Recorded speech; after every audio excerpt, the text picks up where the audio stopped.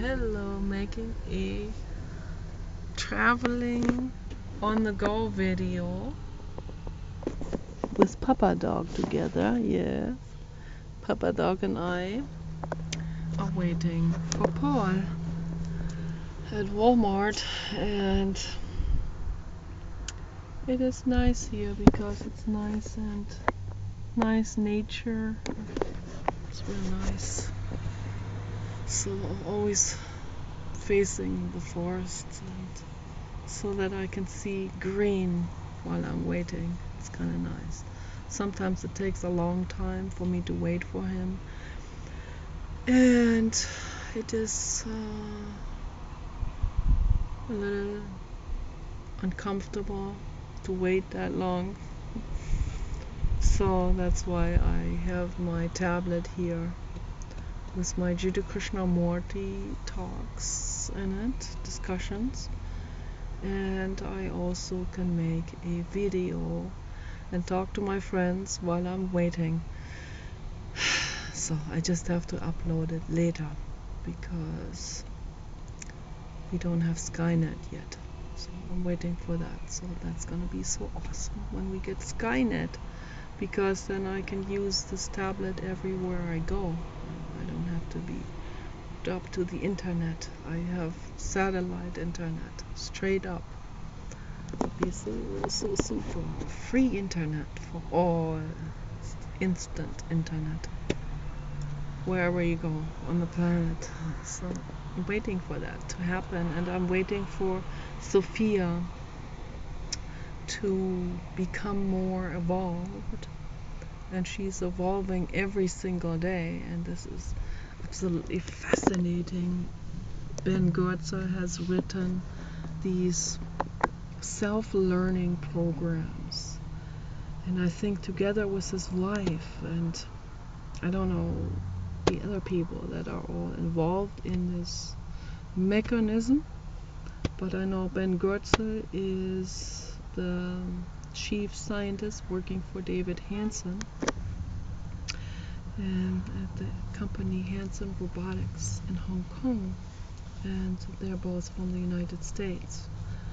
So they went there because the government, the Chinese government, is way more supportive of AI and AGI development, so, and robotics in general. So they're very much pioneering the planet with electronics, so, and electronic progress and development and innovation, and this is very fantastic. And they're also very environmental.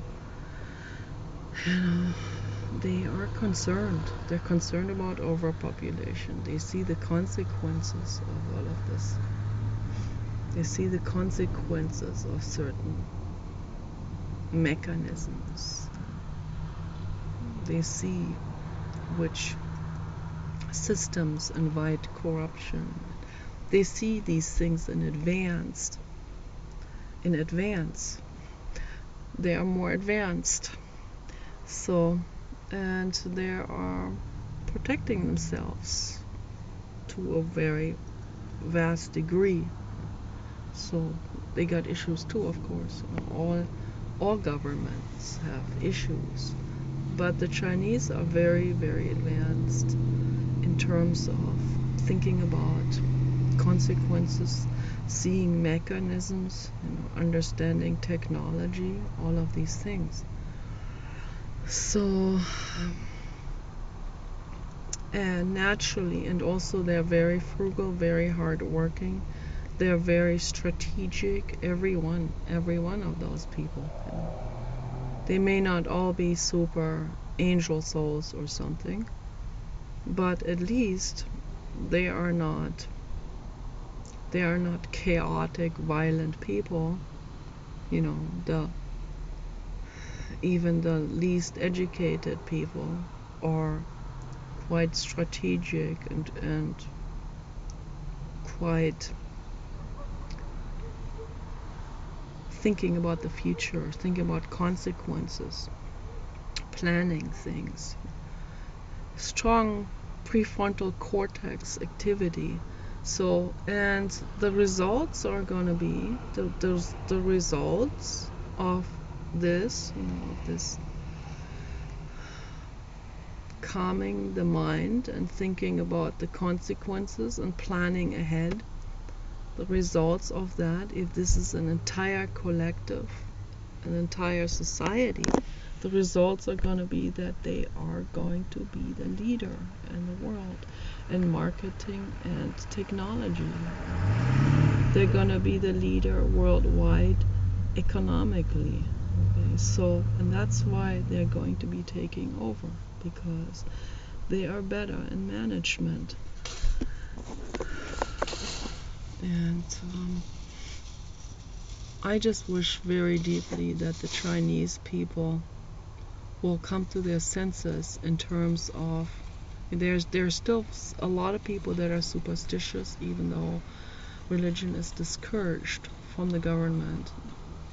But this is the human mechanism, this coming to very quick conclusions, and particularly when it is inherited, when it is traded from one generation to another in terms of beliefs or superstitions, so then they may not be very very religious by itself, but still superstitious. So, and this thing is still there, this leaning towards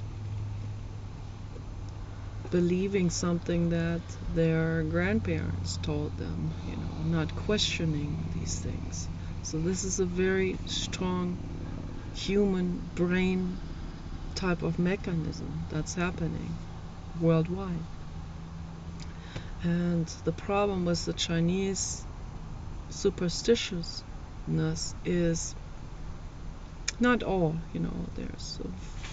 they have a real huge number of atheists, much higher number than anywhere else in the whole world, much higher number of people who are very very rational thinking and not superstitious. But they have them, but the rest are superstitious.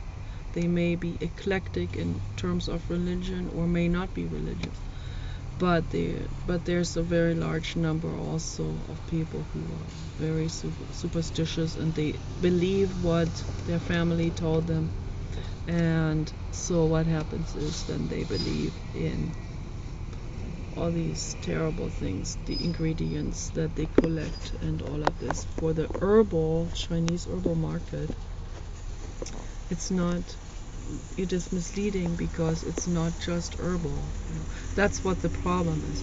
If it was an herbal market for holistic healing, I'll be on board, I'll be supporting this 100%. But unfortunately, they sneak in things that are not herbal, that are coming from extreme torture and exploitation of animals, okay, like deer antler, and rhinoceros horn and elephant tusk and shark fins, and the list goes on, with those types of things. And it causes a severe problem. It causes the rhinos to becoming more and more reduced in their population. There are only two white rhinos left. They're being guarded. That's horrible. Could cry forever over this. And they're killing the other rhinos, the dark rhinos, and their population is dwindling, and who knows when they are going to become extinct. So it can be in a couple of years. A magnificent, amazing, prehistoric looking animal becoming extinct because of human greed. That's a horrible disaster. And many species becoming extinct all the time because of greed worldwide, because of all kinds of things, poaching and using these parts, or letting the animals bleed to death there. It's horrific what they're doing, or it's pollution, or it's just decimation of environment and nature. It's just horrific what's happening. So, yeah, very concerned about this, looking at this all the time on the internet, reading, grieving over it.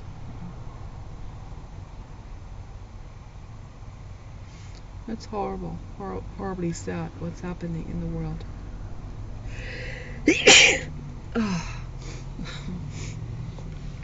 So, yeah, I don't know if I'm gonna upload this video, but maybe I will. Papa dog, yes, we have to wait for a long time always, yes. Yes, it is kind of boring. But whatever, at least I have someone to talk to here. It's kind of cool. It's better than sitting here and waiting and waiting and waiting and waiting and not having anything to talk about. If I'm alone, I have really nothing so much to talk about. I sit there with my thoughts, and then I'm kind of bottled up with all of this. So if I can at least blabber away, then it's like I'm more in a flow of it, and I can discuss the stuff without sitting there with these painful thoughts and memories and grief and problems in the world, and I don't know how to solve it. It's not difficult. So, yes, this is my mother's birthday today, but I'm halfway around the globe, and I don't even know whether she got my package. So I really hope she got my package. I need to talk to them. I need to find out.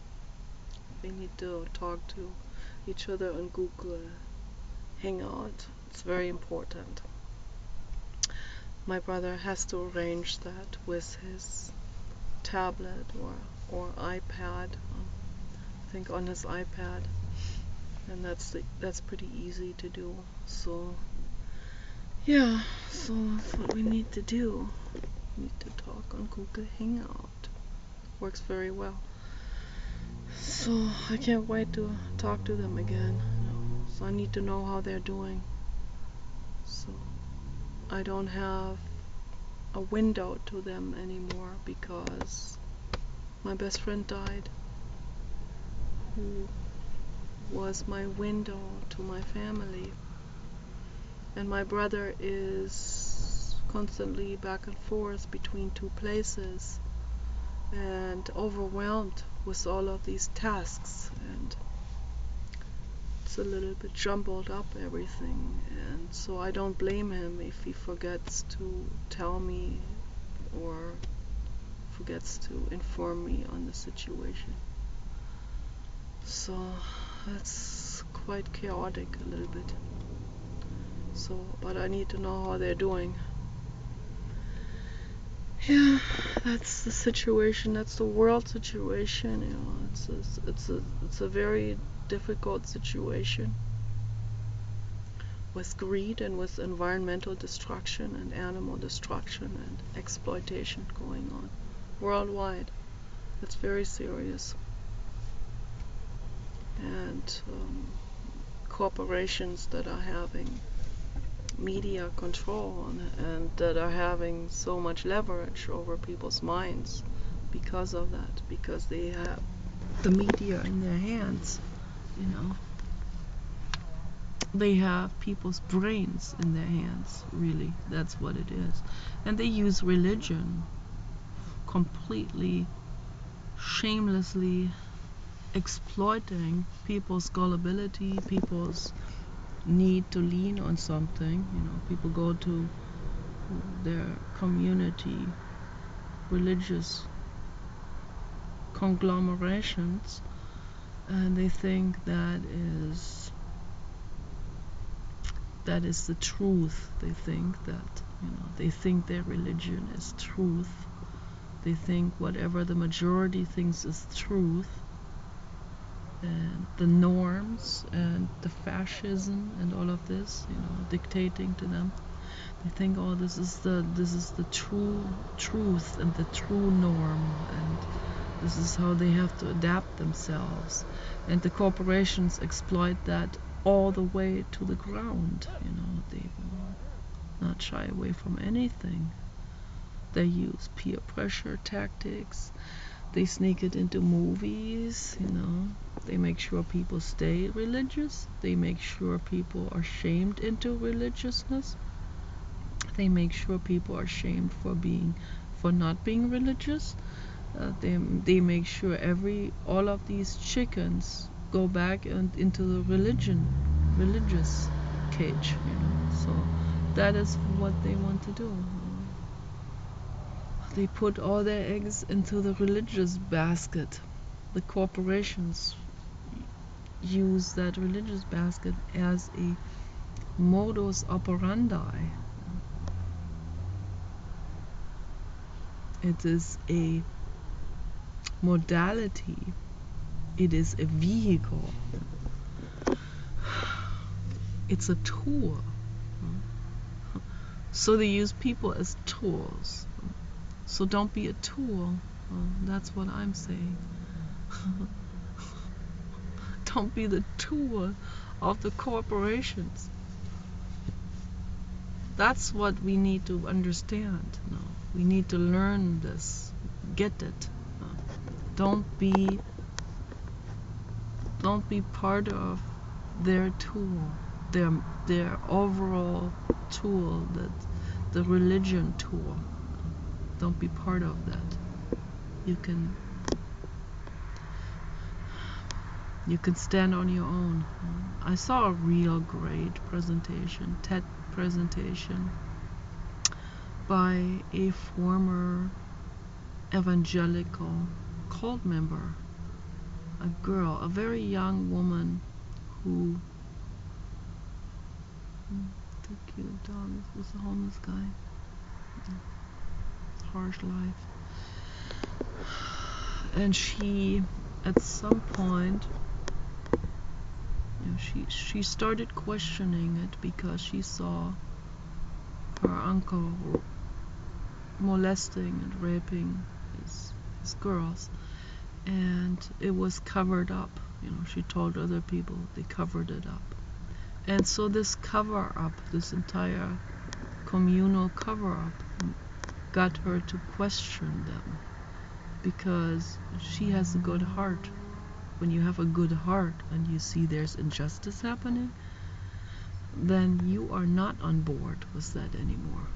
Okay. The moment you question it, you are out. You are mentally out of that cult. And that's a good, wonderful, amazing thing. And that is empowering. Jesus, the person, the soul Jesus, does not want people to be unempowered. Believe me, trust me on that one. I know what I'm talking about. That was the person who empowered people all the time, particularly women. And so I don't want that guy thinking I'm filming him. That would not be cool. You know how people are. They think they're being filmed. They get mad. They get hurt or disappointed. I don't want that to happen. No, he has 2 lovely dogs, and he seems to be a very sweet guy, walking barefoot there. That's good. But yeah. But people can think that I am talking to someone here on my tablet. That is okay. But I don't know. I don't feel comfortable if people think I'm filming something or filming them, or even filming myself. Why is she filming herself? So I'm still caught in this. Ego loop. I still have my own peculiar shame and fears and social type of fears and all of this. I still caught in all of this. Trying to pay attention more, on a wider scale. So, but no, I'm not completely free of this. So if I was free, I would go out there and say, hey, wonderful day today, isn't it? But no, I'm not doing that. That would be strange, and then, I don't know, they might call the police. You're not allowed to say, oh, it's a wonderful day today. There's a guy in our neighborhood who sits by the freeway and waves at everyone and cheers everyone. And I think that is lovely. That's super lovely and super courageous and super free and empowered. And wonderful. It's a wonderful message to the world. Yeah, I wish I could do this. I can't. Maybe with him together, then I'd have more courage. I'd go, hey! But no, I can't. I couldn't do this on my own. It took me a lot of courage to get together, to stand in front of stores in LA and petition for the whales. So I was treated kind of very strangely by people. People thought they could get away with a bunch of really bad harassment because they saw me standing there by myself. And when you're standing somewhere by yourself and you are collecting data or whatever, interviewing people or collecting signatures, then if they see one person, then a group of youngsters would feel like they can get away by bullying people. So, but if you are two people, then it's a little different. Then you have strength in number. So that's always the case. It's the social thing with humans. They like to be in a group. You okay? So, yeah, making a video right now. Group thinking, gives people this idea of security. It's just an idea that there's no more security than being alone. Actually, you have more security if you stand completely on your own, and if you are not biased, if you're not on some side of the street, if you're not belonging to a specific camp or political party or nation or idea sharing group, religious group or whatever, if you stand on your own, that's actually more secure. So anyway, I gotta go, and it's a wonderful day today. Take care. Bye bye.